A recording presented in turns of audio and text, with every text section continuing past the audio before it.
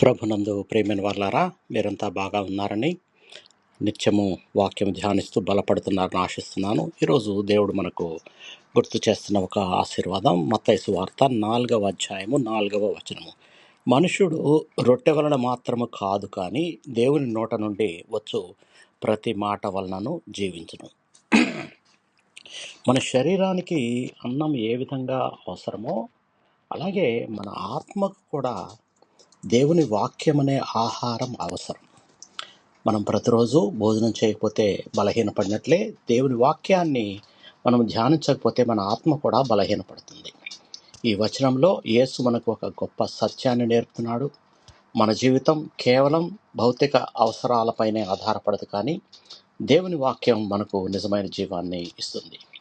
జీవితంలో సమస్యలు, పరీక్షలు, బాధలు వచ్చినప్పుడు దేవుని వాక్యం మనకు బలాన్ని, ఒక దారిని చూపిస్తుంది.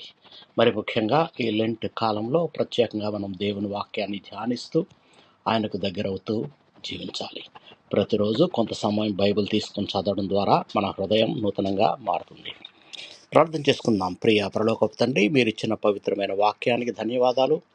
మీ వాక్యం ద్వారా మా జీవితాలను నడిపించండి. ప్రతిరోజు మీ వాక్యాన్ని చదివి దాన్ని ఆచరించే హృదయాన్ని మాకు దయచేయండి. మా ఆత్మలను బలపరిచి మీ మార్గంలో నడిచే జ్ఞానాన్ని ప్రసాదించండి. యేసుక్రీస్తు నామంలో ప్రార్థిస్తున్నాము తండ్రి, ఆమెన్. మీకు ఎవరికన్నా ప్రార్థన అవసరం ఉంటే నాకు మెసేజ్ చేయండి. దేవుడు మమ్మల్ని అందరినీ బహుగా దీవించి భద్రపరచును గాక. ఆమెన్.